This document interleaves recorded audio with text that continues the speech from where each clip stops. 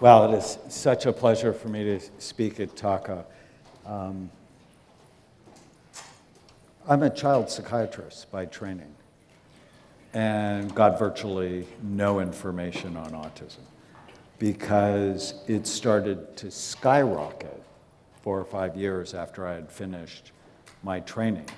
And so initially, a lot of the children were diagnosed as mentally retarded, as severe ADD, as schizophrenic. And through the lens of the imaging work I'm going to talk to you about, we have learned so much. And when you combine imaging with functional medicine, you get so much better results. And like many of you, this is personal to me. So I'm going to dedicate this talk to Emmy. And Emmy is one of my grandchildren. She was born floppy. Do you know what that means? She just had no muscle tone. And I'm sure that's true for some of you. And it's like, what's the matter with her? And all of her tests came back fine. But at 5 months, she started to have wicked seizures. In one day, she had 160 of them. And I'm in Boston lecturing, and my daughter sent me a video of the seizures, and it looks like Emmy's being electrocuted. And I'm horrified.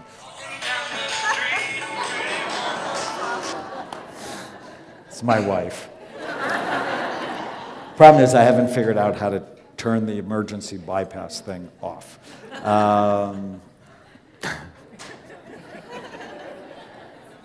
So you know I like her.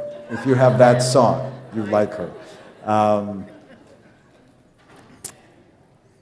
So Emmy went to the emergency room and had an EEG, and the doctor actually diagnosed her with something called West syndrome. West syndrome is a seizure disorder in children where 30% of these kids die before the age of 3. Many of them never walk. They're often severely mentally retarded. And we get the news, we're horrified. And so I'm on the phone with a neurologist who gives the diagnosis, and he wants to put her on a medicine called ACTH, which is $26,000 a dose. And that was not the problem with the medicine, is it wipes out your immune system.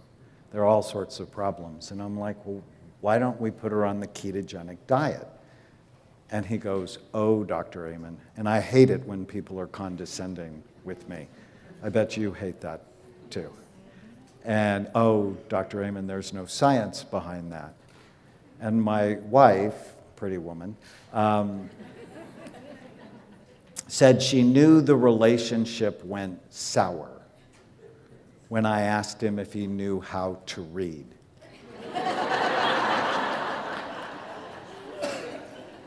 I'm like, you're kidding, right? There's 70 studies. The first one was done at the Mayo Clinic. You've heard about this little place in Minnesota. The rest of them were done at this little tiny hospital in Baltimore called Johns Hopkins. There's a huge body of literature on the ketogenic diet for children with seizure disorders. And he said, oh, Dr. Amen, if you want to do that, I won't be her doctor. I'm like, are you kidding? You're fired. I channeled Trump.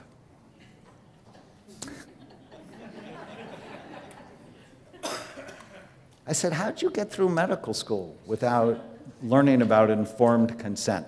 Pay attention to me. Your doctor should never tell you what to do. Your doctor should give you the options and the pros and cons of each option based on his or her experience and let you choose.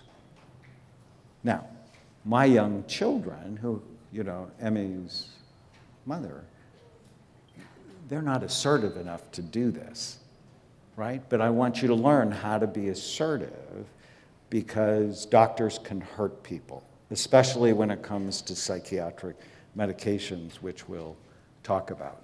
So, fired him, found a ketogenic clinic at the University of Oregon, and when I talked to the doctor, he said that's absolutely an option for her. and within 3 months her seizures went away. And this is actually Emmy walking to preschool. So in my mind, I always think with my patients, first do no harm.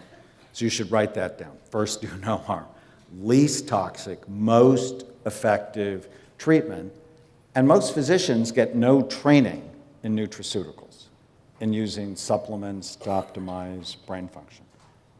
Most mental health professionals get no training on infections and immunology. And they often completely ignore things like toxic exposure and traumatic brain injury because they never look. And so I want to talk to you a little bit about our work. I'm working on a new book now that I'm really excited about called The End of Mental Illness. Because it's not mental, it's brain. And until you get that clearly in your mind, you hurt people. And so I'll give you a couple of the steps. The first one is we have to eliminate the term mental illness and call them what they really are. You know, why is autism in the Diagnostic and Statistical Manual of Mental Illnesses? It's not a mental illness. It's a brain issue that is stealing their mind. Just having a diagnosis of a mental illness insidiously stains everyone diagnosed with it, making them less likely to seek help. 1979, I told my dad I was going to be a psychiatrist. He asked me why I didn't want to be a real doctor, why I wanted to be a nut doctor and hang out with nuts all day long. And it hurt my feelings, right? He doesn't get father of the century. But I understand a lot more about why he said that now. When you get diagnosed with a mental illness, it shames you. And so it causes many people to suffer in silence, which can be lethal. Think of all the celebrity suicides. No one is shamed for cancer, diabetes, or heart disease. Likewise, no one should be shamed for bipolar disorder, depression, autism, panic disorders, ADHD, etc. Without lowering the stigma for these brain health issues, many more people will suffer and die. In the United States, every 14 minutes, someone commits suicide. It's the second leading cause of death among young people, behind accidents. It's increased 33% since 1989, while cancer has decreased 27%. Why? We're working on the wrong paradigm. Mental illness places the emphasis in the wrong domain, which is your psyche or your mind. And I've been doing this for 40 years, and it's still a fuzzy concept to me. Our brain imaging work clearly showed us these are brain images that steal your mind. One of the things I want to encourage you to do is make sure you take care of your marriages. Make sure you take care of yourselves, because when you have a child with special needs, the stress that happens between couples becomes severely magnified. And I understand why, but it's not going to help anybody in this situation. This is a couple that actually failed marital therapy. So how many of you have been to marital therapy? I have. Yeah, it's hard. And they never look at anybody's brain. Isn't that insane? So how do you know if he's just a jerk or there's something going on? And so this is a scan. So these are SPECT scans. That's what we do at Amen Clinics. We've done 150,000 of them on people from 120 countries. It's amazing. Our youngest patient was actually Emmy when she was 9 months. Our oldest patient was 105. So when I'm talking to you, it's not with like 20 cases I saw. It's been my life. Anyways, this couple failed marital therapy. They went for 3 years, spent $20,000, and at the end, the therapist told them to get divorced, which is sort of like you get an F, you don't pass. And they got very upset with her because they wanted to be married. And she said, well, I know a doctor in Southern California who takes care of really difficult people. Maybe you should go see him. And so as part of our process, I'm no good at reading your mind or knowing what's going on in your brain based on the symptoms you tell me. That's insane, right? And so we scanned them, and her brain was actually pretty healthy. It's what you see in a healthy scan, full, even, symmetrical activity. His brain is devastated. And it's what we often see in drug abusers. But what he said is, I never did drugs, and I don't drink. Now, what's the first thing you learn in school about addicts? They lie a lot. And so in front of his wife, I'm like, is that true? And she said, oh, yes, Dr. Amen. He said, that's not my problem. I have many others. I admit them. That's not it. And then I turned to the wife and I said, is he telling me the truth? And she said, yes, Dr. Amen. He doesn't drink. As far as I know, he's never done drugs. He's just a jerk. And I chuckled, but in my mind, I'm like, why does his brain look so bad? And so I did the differential diagnosis. Many autistic brains look like this. Drugs, alcohol, well, probably not if his wife who doesn't like him says no. An environmental toxin, like mold. An infection, like Lyme. Anoxia, where he had a lack of oxygen at some point. Severe hypothyroidism or severe anemia. And my next question to him was, where do you work? And he said, I work in a furniture factory. I said, what do you do? He finishes furniture all day long. He was doing drugs. In fact, he was doing the worst drug of abuse, which is inhaling organic solvents. And so my next question to his wife was, when did he become a jerk? And she said, what do you mean? I said, did you marry him that way? Do you have father issues you're trying to work out? And she said, no. When we dated and we got married, he was great. It wasn't until about 5 years ago, and she put her hand over her mouth and she said, oh my God. About the time he started to work in the furniture factory, his behavior began to change. And we began to have more problems because he was more impulsive, he was more irritable, he became aggressive. So, Dr. Amen, are you saying in his attempt to be a good dad and a good provider, he's being poisoned and that's ruining our marriage? I'm like, that's my top contender.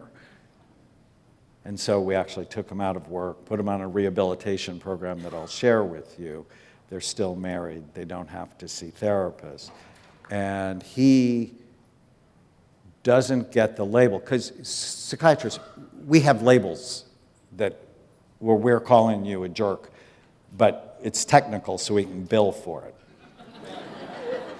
So his technical diagnosis was mixed personality disorder with narcissistic and antisocial features. That's our way of calling you a jerk.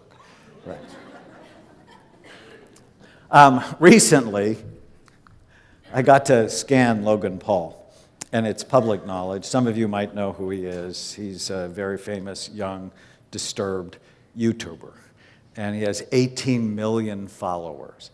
And he got himself into all sorts of trouble because he went to the suicide forest in Japan and actually did a vlog, a video blog, standing next to a dead body that was hanging from a tree. And he got all sorts of criticism, justifiably so. And then he came out with he's going gay for a month. And the LGBT community just tried to take his head off. And so I had seen his manager, and his manager called me and said, would you see Logan? And my daughter and my 14-year-old niece said, don't do it. He's going to use you and embarrass you for clickbait. But I had talked to him on the phone. And his chief complaint to me, I'm like, so why are you here? He said, I want to know why I'm an asshole. That's so insightful. I so wish many of my difficult patients would come in and go, you know, my behavior's just not getting me what I want in life.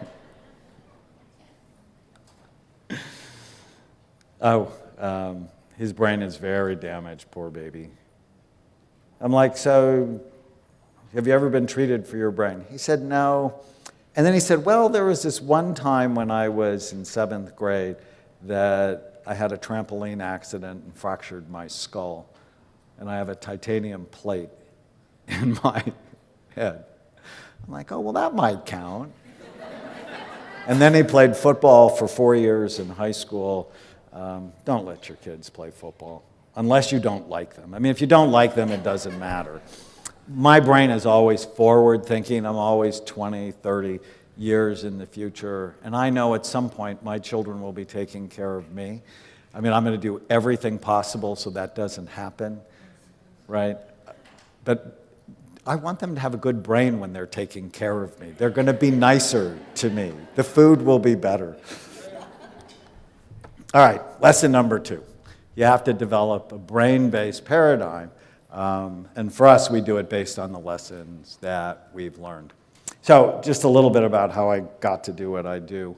I'm one of 7 children, and growing up, my dad called me a maverick, and to him that was a bad thing. So I must have come out of the womb pushing against authority.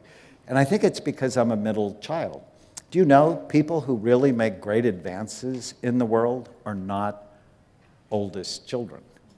And the reason for that is the oldest one are so loved by the authority, right? Mom and dad, they're special, that those of us that are not are pushing against authority.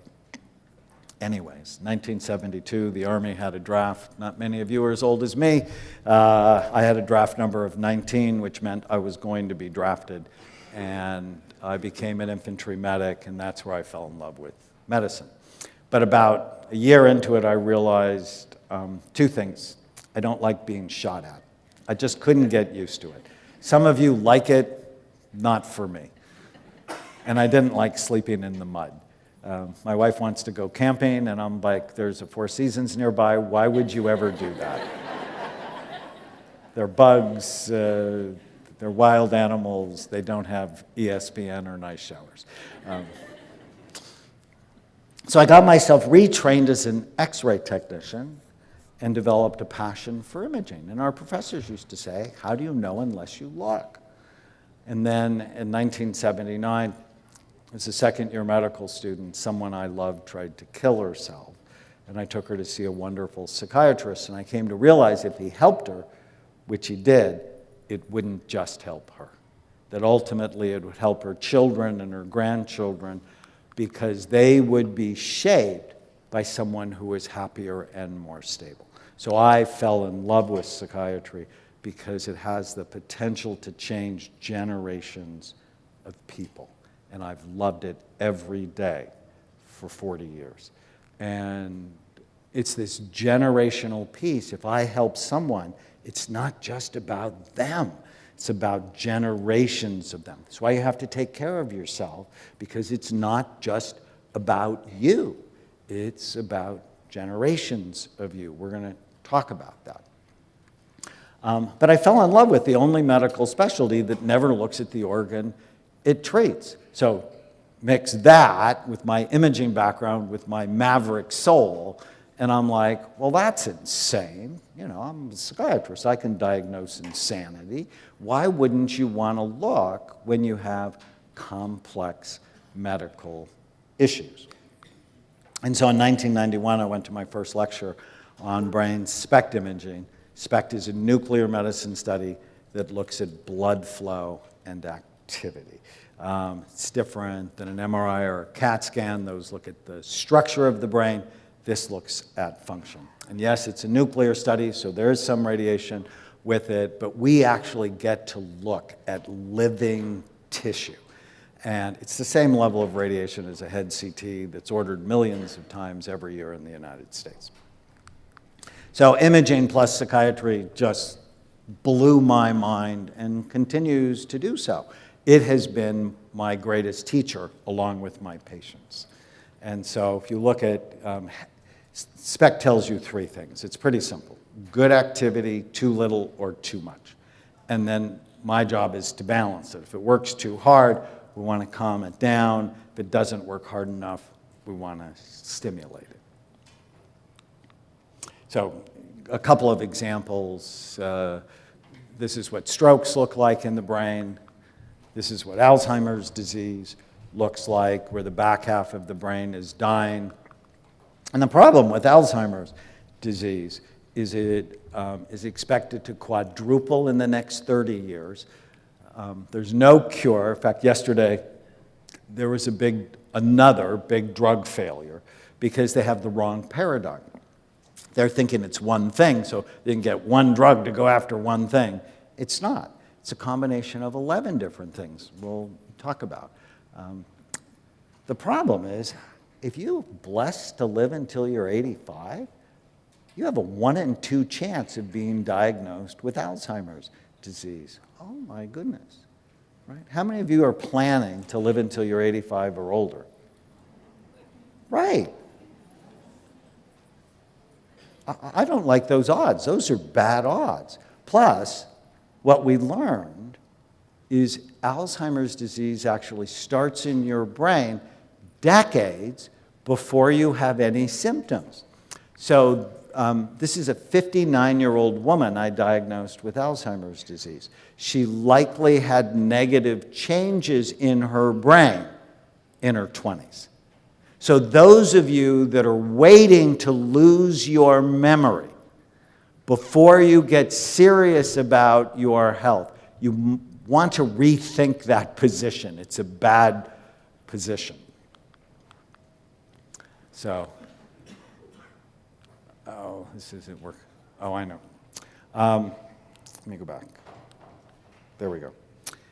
If we could see the video, you would actually see a train.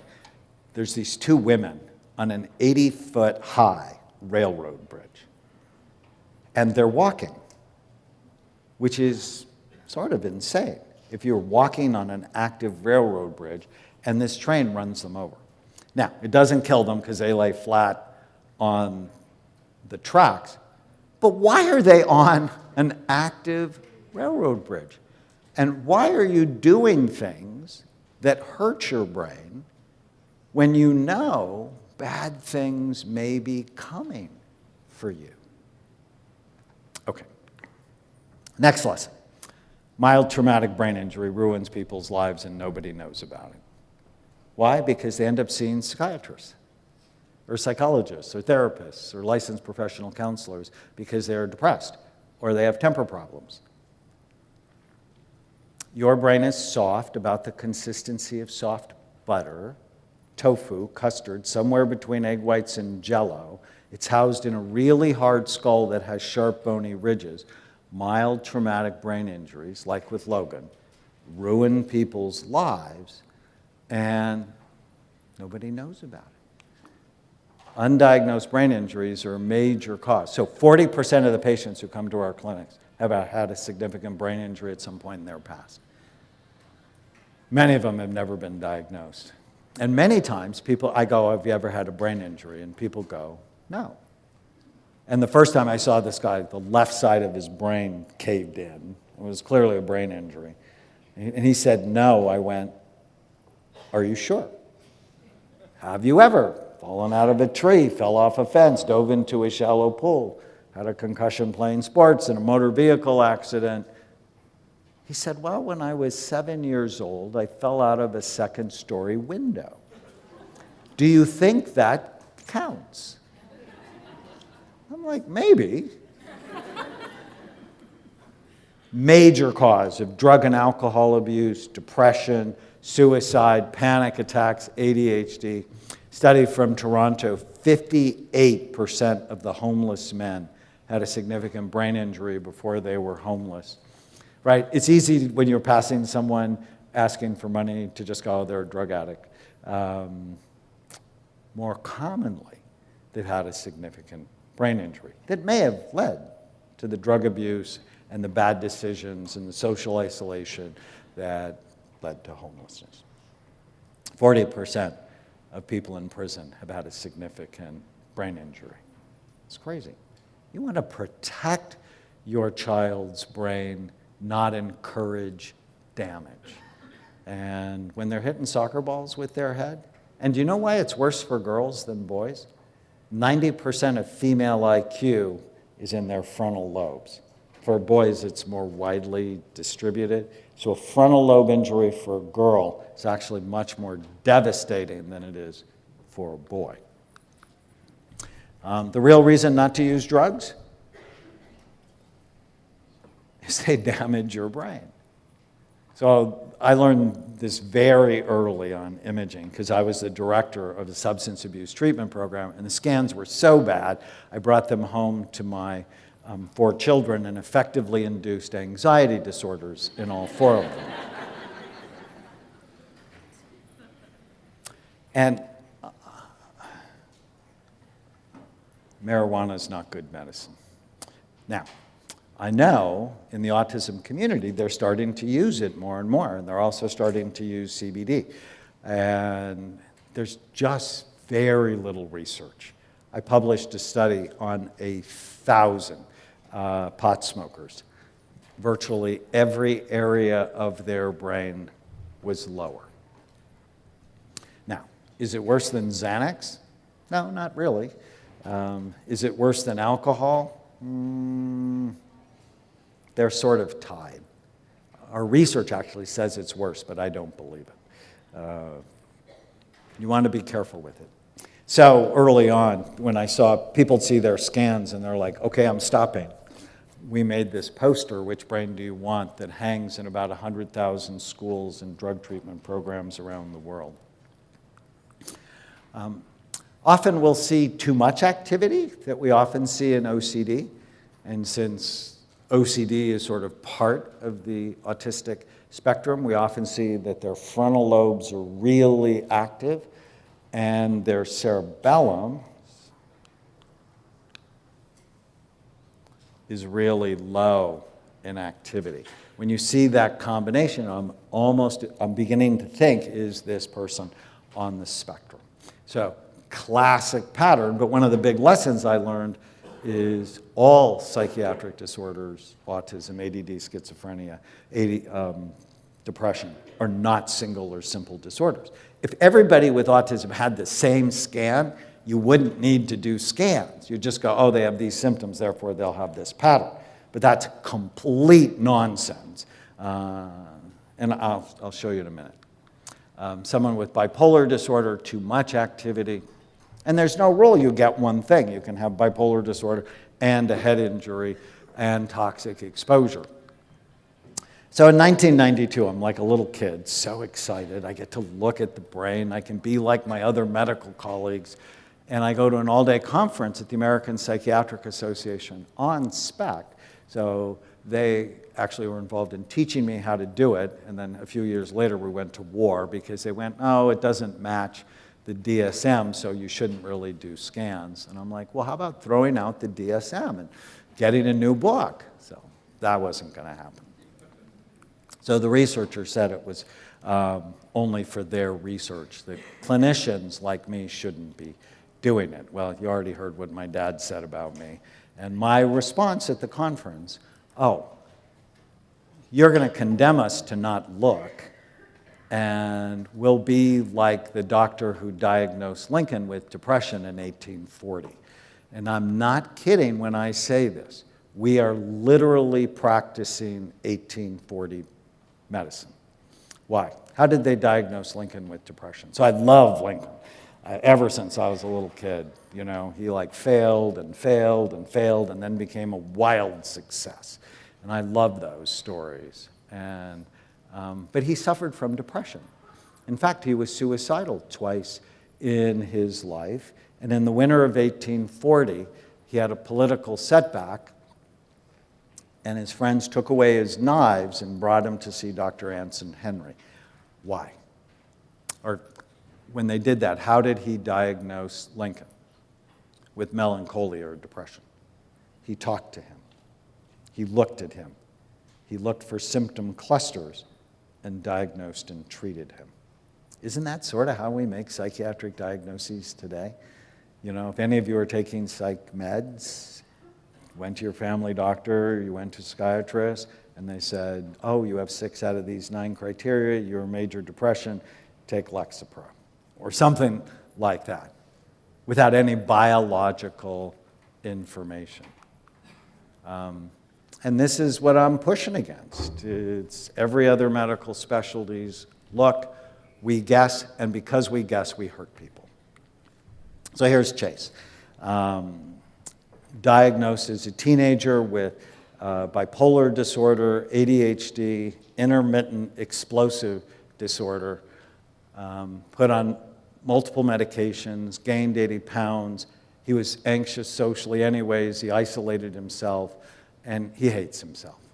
His mother came to work with me, and immediately we scanned him.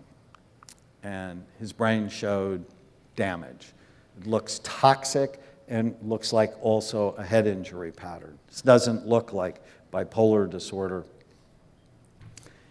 And so, did you ever have a head injury? And he said, I don't think so.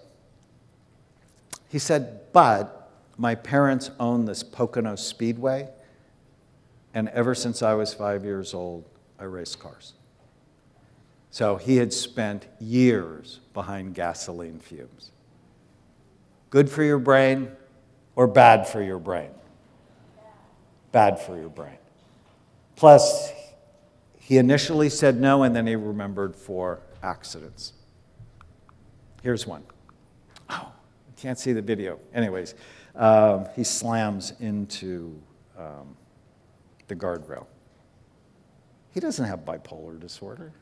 I mean, yes, he has ADHD symptoms. Yes, he has symptoms of intermittent explosive disorder, which I think is an insane diagnosis. What does it mean? It means you explode intermittently. Really? That's a diagnosis? Anyways, a year later, he'd lost 80 pounds. His brain was better. And that's one of the messages. You are not stuck with the brain you have, even if you've been bad to it, or even if it's been assaulted, that you can make it better. So, and the model is not working. Why? Because it's not based on any neuroscience. Think of this. You tell the doctor your symptoms, I'm depressed. He or she gives you a diagnosis with the same name, oh, you're depressed. And then they give you an antidepressant, which in large-scale studies work no better than placebo. And I'm a fan of antidepressants when you target them to what's going on in someone's brain. I published a big study on who gets better from depression and who doesn't. And the lower your frontal lobes in activity, the harder time you have getting better from depression. And if they start low and someone puts you on an SSRI like Lexapro or Celexa, Prozac, Zoloft, if it's your frontal lobes start low, those lower frontal lobes further, so they disinhibit you and therefore can make you suicidal. And that's why almost all the psychiatric medicines have black box warnings. It's because we're not targeting them to individual brains.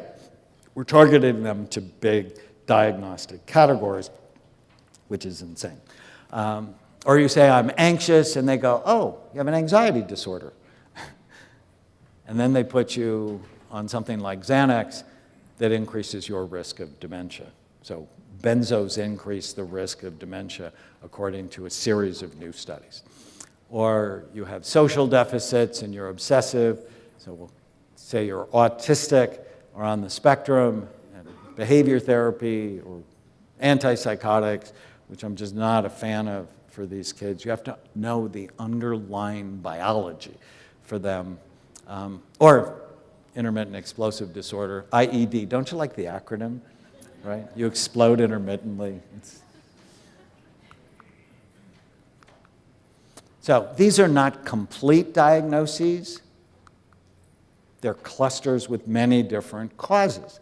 So symptoms will never tell you if you have a toxic brain, a traumatic brain, a brain that works too hard, or not hard enough.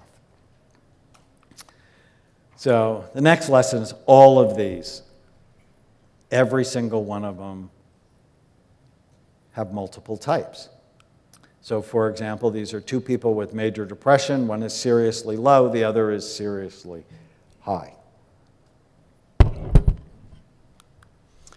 These are two autistic patients. One, they have a pattern we call the ring of fire, dramatic increased activity. The other, they have a devastated brain from a toxin, a neurotoxin. So I published a study with my friends at USC on over 1,000 autistic patients. We used machine learning, and doing that, we could separate the autistic group from healthy with 92% accuracy. And what we found was there were, in the autistic group, now, in a sense, I almost hate doing these studies because what we're doing is we're looking at group data, and what I'm really interested in as a clinical person is individual data. But clearly we've seen this pattern of overall decreased activity and blood flow in the cerebellum. And so coordination exercises to try to activate it is really important.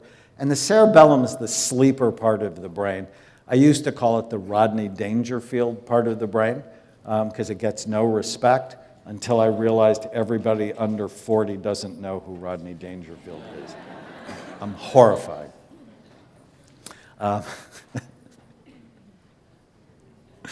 It gets no respect. It's 10% of the brain's volume. It contains 50% of the brain's neurons. And we used to think it was involved in coordination. We now know only 20% of the cerebellum is involved in coordination. 80% of it is involved in processing speed and emotion and cognition. And so if you have an autistic child who doesn't respond quickly, it's like the processor in their head just doesn't have enough RAM. It doesn't have enough memory to work quickly. And we saw that clearly. And then we saw they had too much activity in the front part of their brain, especially in an area called the anterior cingulate gyrus, which I think of as the brain's gear shifter. It allows you to go from thought to thought, move from idea to idea, be flexible, go with the flow. And when that works too hard, you get stuck on negative thoughts, negative behaviors, and look like you have OCD or autism. Not for everybody, right? But for a very high percentage. Too much activity in the front, too little activity in the back. But then we realized there are a whole bunch of subtypes. And so here, the circle is around the cerebellum. That's low. So if we look at the image on the left, there's a pattern, I call it the hourglass pattern, where the cerebellar vermis, that's right in the middle between the two cerebellar hemispheres, is atrophied. It's small, it's not working. It looks damaged. And then you can also see there's too much activity going on in the front. So hyperfrontal, too much activity in the front, low cerebellar activity. It's a classic pattern we see with autism. The problem is there's more than the classic pattern. We also see trauma. So you can see this boy's hyperfrontal. Sorry, I got to go both sides. But his temporal lobes are damaged, and his cerebellum, he actually had surgery that took out a cerebellar tumor. And that was involved in triggering temporal lobe epilepsy because he had side effects after the surgery, developed meningitis. And I met Alex because I went to a party in Newport Beach where I live, and the mom was telling me that when Alex didn't get his way, he became violent and aggressive. And apparently he likes pancakes in the morning, and if he didn't get them, he'd get crazy. Mom's mother was put in the hospital. He didn't get pancakes that morning and chased her around the house with a meat cleaver. And I'm listening to this story going, has anybody scanned Alex? No. Why would you do that? And when we saw, it's almost like he has a seizure spot in his cingulate. It's so active. His temporal lobes are damaged and his cerebellum's hurt. And on an anti-seizure medicine and then an OCD medicine, he's now living on his own, graduated from college. It's just been one of the great stories of my practice. Or this is someone, and I know we can't talk about this because you can get your license taken away, but this is one of the vaccine damaged kids I've seen. And I'm just horrified by the evil ruler in California who won't even let you talk about it, right? There's no discussion. If you try to talk about it, they shame you. And vaccines are not the cause of autism, right? They're just not helping. And we need vaccines. We absolutely need vaccines, but we need to be thoughtful about the ingredients we put in them, just like we need to be thoughtful about the ingredients you put in your food. This is an inflammatory pattern where there's too much activity going on across the whole brain. So actually looks like a half ring of fire.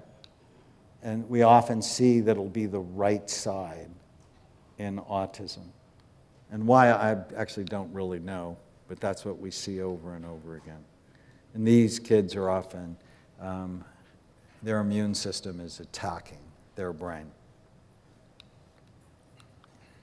So the imaging just completely changed the discussion around mental health for me. You know, as I said, nobody really wants to see a psychiatrist. No one wants to be labeled as defective or abnormal, but everybody wants a better brain. So what if mental health was brain health? Think about that. If we just change the messaging, who wouldn't want to have a better brain? Reimagining mental health as brain health changes everything. People see their problems as medical and not moral, decreases shame and guilt, increases forgiveness and compassion from families. It's more accurate, elevates hope, and increases compliance because people want better brains. So you'll go, wow, this talk was really cool. And then you're going to go back to your doctors who are going to go, there's no science behind Dr. Amon's work. Sort of pisses me off. So I would just challenge you, if I'm boring any of you, go to pubmed.com right now. Search in brain spect. You'll get 14,224 articles on it. Please don't say there's no science. That's why I come up with these things like, do you read? And there's a lot of science. In fact, we published a study in 2015 on looking at traumatic brain injury versus post-traumatic stress disorder, so physical trauma from emotional trauma, on 21,000 people. And then we repeated the study on veterans, and Discover magazine picked it up and listed it as one of the top 100 stories in science, so not psychiatry, but science for 2015. 18 was Tesla going into renewable energy. 20 was the discovery of a new dinosaur species. And our work was brain scans may lead to better diagnoses. So I was pretty excited about this. I send it to some of my critics periodically. Okay, here's what I really came to tell you about. If you want to end mental illness and autism, you have to prevent or treat the 11 major risk factors that we know steal minds. And we do it always in these 4 circles. So we're going to go after your brain, and that's the hardware of your soul. And then we're going to go after your mind, because you have to program it properly. So I call them, you have to learn how to kill the ants, the automatic negative thoughts that steal your happiness. My child will never get better. We'll actually walk you through. Is that true? Can you absolutely know that? How does it make you feel when you believe it? It devastates you. It loses hope. Who would you be without the thought? A warrior parent? Turn the thought around. My child will never get better. My child will get better. Do I have any evidence of that? All you have to do is come back to TACA over and over again and meet parents who've done a variety of things, and not one thing works. But when they do a variety of things, you end up with kids like Jeff, Lisa's son, who's a junior at Concordia, having friends. I just watched a video of him do a lecture, and I was just so proud of him. Don't lose hope, and don't listen to doctors who tell you there is no hope. Cut those people out of your life. It's okay. Your doctor is not your mother. It's not your dad. Should be your partner. And any doctor that talks down to you, you need to fire, because you're already having enough problems, right? You're already struggling enough. And, there's a great book I love called The No Asshole Rule. I don't hire anybody that's got a difficult personality, right? I want people who are kind, competent, and passionate. Those are my criteria for hiring people. And I just don't have any friends that are difficult. And if they're difficult people in my family, I don't hang out with them, right? You become like the people you hang out with. So that's the social circle.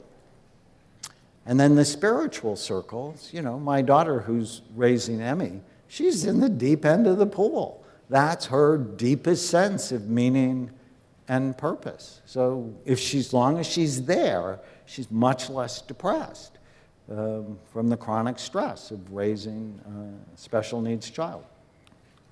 So here are the 11 major risk factors. I developed a mnemonic called Bright Minds, and the B is for blood flow. Low blood flow is the #1 brain imaging predictor of depression and Alzheimer's disease. Anything that drops blood flow is bad for your brain. So any cardiovascular finding, not exercising, any pro-inflammatory food that damages blood vessels.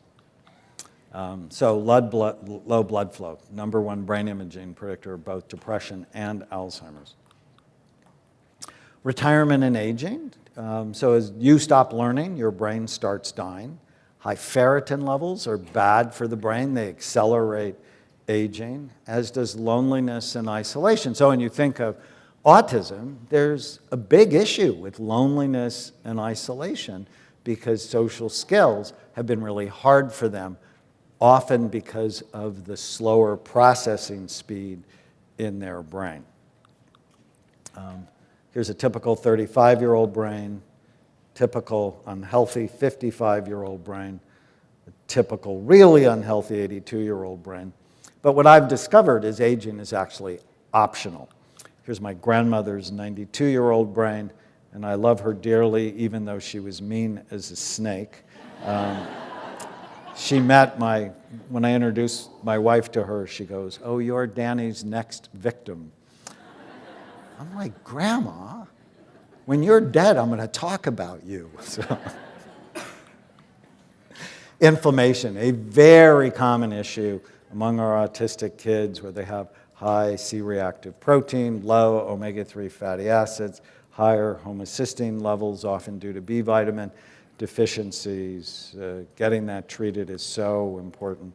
This is an example of an inflamed brain.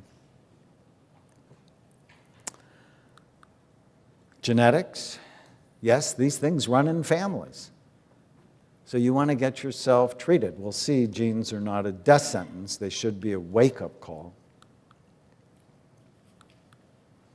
Some of you may know my friend Lisa Gibbons. She was the host of Extra for a long time and then had her own show.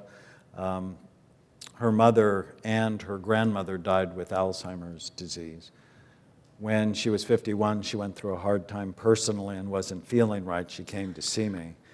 At 51, her brain was headed to the same place of her mother and grandmother. And when you see your scan, it's only good news. I know some of, especially the guys here, go, don't want to look, don't want to know. And that's not smart. Why? You want to know what you have so you can do something about it, right? You don't want to be those women on the train tracks with the train coming and you're just oblivious to that. Whatever we see on your scan or your child's scan is good news because you have what you have. If there's something we can do to make it better, you want to do that if you're thoughtful. So we just redid her scan 10 years later, and it's better. Wouldn't you want a better brain? I mean, I know for me, at 64, I want a better brain when I'm 74. It just takes the right strategies, right? Like one of them is you have to love food, only love food that loves you back, right? You want to stop your abusive relationship with food. Oh, I love donuts. Oh, great, right? Did you like date the bad boys in high school?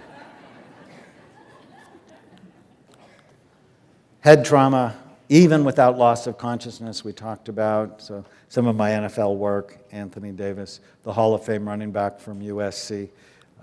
His brain was terrible. Temper problems, memory problems, periods of confusion, getting into fights that he had no business getting into. And 10 years later, it's better. I mean, how exciting is that? That we can take damaged brains and make them better. Toxins. I think it's a major cause of autism. I think it's a genetic, environmental interaction that's changing genes, and we need to get rid of the toxic products in our life. We'll talk about that a little bit. Drugs and alcohol, problematic for the brain, but it's not just that. This is Dave Asprey, my friend, who had a devastated brain from mold exposure. We need to be very thoughtful. And in areas where there are hurricanes, I would at least hypothesize there's a higher incidence of developmental delay in those children because of the intense chronic mold exposure. But 13 years later, his brain is better. Mind storms, this is what Alex had, temporal lobe dysrhythmia. One of the reasons I like anticonvulsants for people who have explosive outbursts if I see abnormalities in their temporal lobes. Immunity and infections, we have an epidemic of low vitamin D in our society because the dermatologists won. They made us afraid of the sun. And I don't know, it's like 9 out of 10 of my patients have suboptimal levels of vitamin D. And just, one comment on normal's between 30 and 100. I'm actually a fan of what's optimal. I don't know about you, but when I was in school, I never wanted to be at the bottom of the class, right? You don't get into medical school if you're at the bottom of the class. So I wanted to be at the top of my class. So I want to know what's my optimal thyroid level, or what's my optimal vitamin D level. And it turns out people who are over 40, normal's 30 to 100, people who are over 40 have half the risk of cancer of those who are under 20. Neurohormone deficiencies, so I think you need to measure them. Diabesity, which is this, no pun intended, massive problem in the United States, especially here in Georgia. and if you're not, sleeping. Sleep is absolutely critical. So at Amen Clinics, these are the 11 risk factors we go after as we are balancing your brain. These are sleep apnea scans. So if you, your husband, your child snores, stops breathing at night, they need to be checked because your brain is the most oxygen-hungry organ in the body. So what do we do? So we know what the risk factors are. We then have strategies. So exercise. I like ginkgo and vinpocetine as they boost blood flow. New learning. Donating blood if your iron is too high. So I'm a huge fan of blood donations to get rid of excessive iron. If your iron's low, don't donate blood. Huperzine, a supplement to help with learning. Inflammation, get your gut right. I know you've probably heard that over and over again. It's really smart because your brain and your gut are completely connected. Whatever genetic vulnerability you have, be serious. Protect your kids' heads as much as you can. End exposure. So there's an app I like called Think Dirty. It's not what you think it is. It can actually scan all of your personal products, and it'll tell you on a scale of 1 to 10 how quickly they're killing you. So I scanned my whole bathroom after I got it, and it was, I was using soft soap. It's cheap, it smells pretty. On a scale of 1 to 10, 1 is good, 10 is bad, it was a 10. And I like myself way too much. So I now get this one off Amazon called Alafia. It's a 2, it's made in Africa, there's only, and it smells great, and it's actually not much more expensive, right? You have to have relative value in your head. How expensive is it to be sick versus how expensive is it to be healthy? I have shaving cream, I use Barbasol Forever, was a 10. And now I get something called Kiss My Face. Actually lasts way longer than Barbasol, and it's great. Ketogenic diet for mind storms or anticonvulsants, boost vitamin D. There's a whole infectious and immunity lecture that I think they have here. It's really important, and it's way more complicated than vitamin D, but that's one of the simple things. Hormone replacement, the right food. I have to tell you, my autistic kids, when I get rid of gluten and dairy, they generally get more words. If you haven't done it because it's just too hard, you should do it for a month. And if it has no effect, then at least you know you've done it. But for me, it's sugar, gluten, dairy, corn, and soy, artificial dyes, and preservatives. This stuff does not belong in your food. Corn and soy are pro-inflammatory, so they're going to take that inflamed scan and actually make it worse. So my wife has a cookbook called the Brain Warrior's Way cookbook. Every single recipe is gluten, dairy, corn, soy free, and the recipes are great. It's just a different mindset.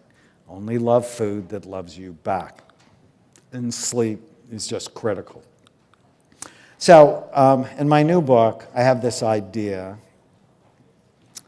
And if I was an evil ruler and I wanted to create mental illness, what would I do?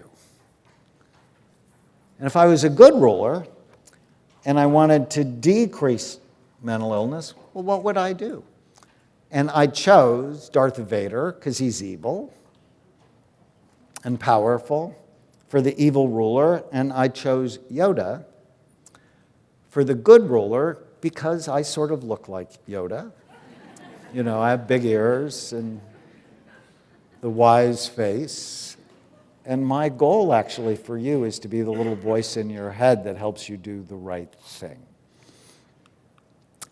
So if I was an evil ruler, and oh, by the way, the evil ruler is winning in our society. When you see autism skyrocketing, you know something's happening in our society that is not good.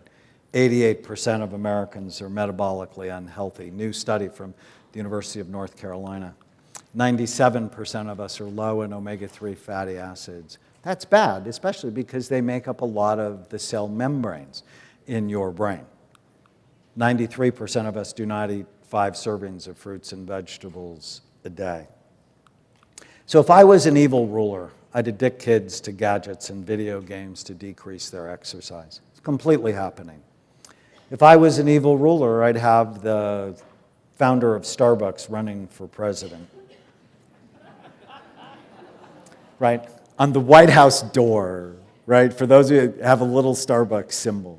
Really? Because he's the #1 drug dealer in the world, right? As Lisa was complaining about her caffeine constricts blood flow to the brain. That's not a good thing for you, on top of which it's addictive. And people go, oh, I can't stop my caffeine, I'll get a headache. Yeah, it's called withdrawal. If you have 1 cup a day, it's not a problem. If you have 6, you need to do something else. I'd have LeBron James on the sidelines of the Lakers drinking Mountain Dew. Because what you're doing is you're modeling for children terrible drinks. So Pepsi's purposefully trying to addict your children. If I was an evil ruler and I wanted to increase inflammation, I'd put sugar in everything. There's actually 14 names for sugar. You need to know what they are. I'd have fast food restaurants everywhere. There's a brand new study out of Australia. They went to the outer islands. One outer island had fast food restaurants. The other one didn't. The one who had fast food restaurants, significantly low levels of omega-3 fatty acids and 5 times the level of depression. Your food matters. You have to get your food right. If I was an evil ruler, I would actually tell my subjects that genes are their destiny, that there's nothing they can do. You have an autistic child.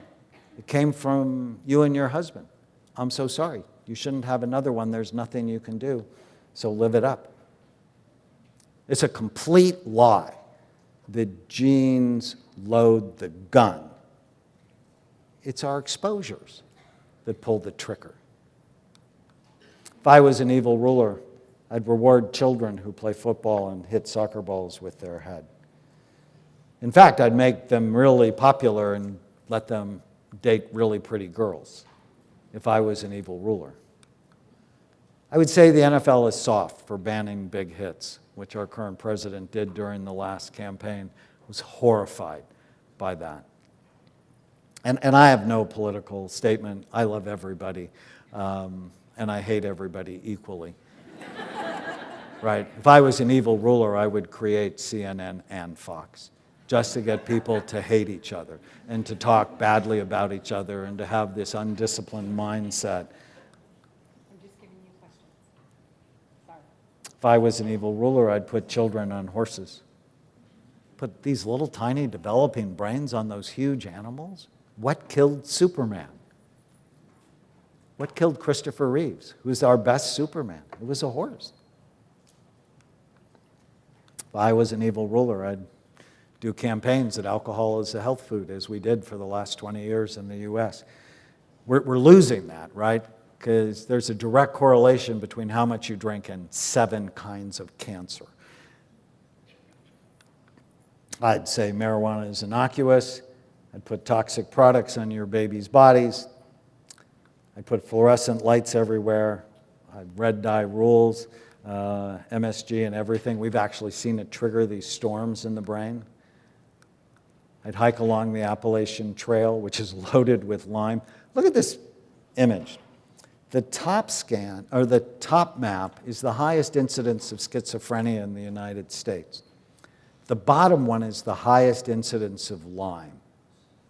I just happen to think everybody diagnosed with a major psychiatric disorder should at least be screened for Lyme.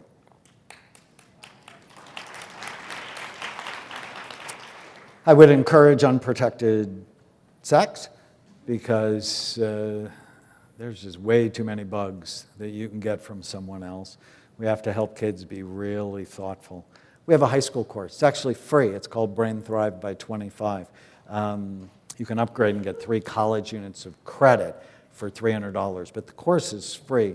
Decreases drug, alcohol, and tobacco use, decreases depression, and improves self-esteem, because we teach kids to love their brain. I'd eat lots of allergenic foods, and I'd make it part of the treaty requirements that Europe will take our pesticide-laden food. Only if I was an evil ruler. I'd use neuroscientists to make foods addictive, misleading ad slogans. I know I'm going to get in trouble because this is the home of Coca-Cola. Open happiness, really? When you understand the science, it's open illness. I'd advertise unhealthy foods to children. Happy meals do not make children happy, they make them depressed. It's misleading advertising. These are the weapons of mass destruction.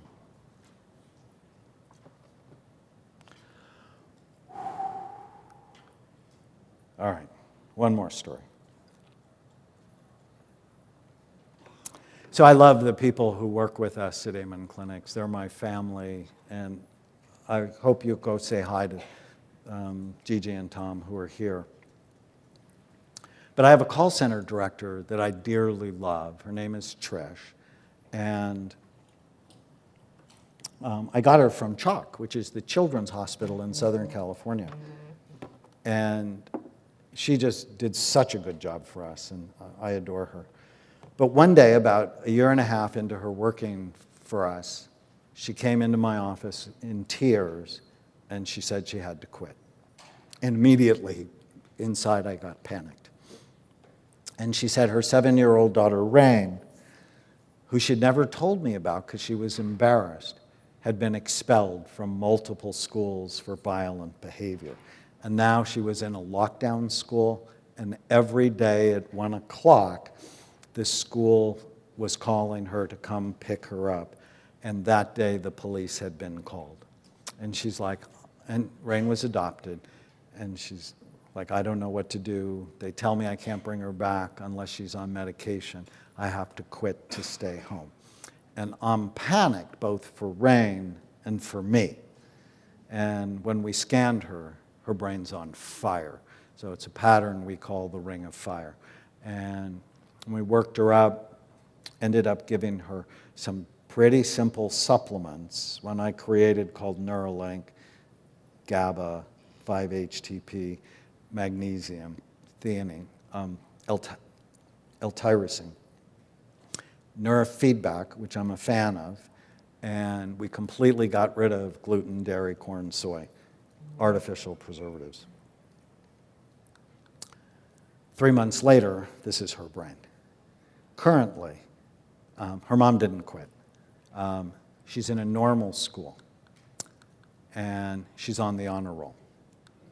She won Writer of the Year, most empathic peer, and I love this.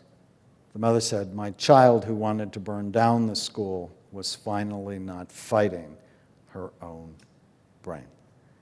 And that's the message of hope I want to give you. If you don't look, you don't know. We should stop lying about that.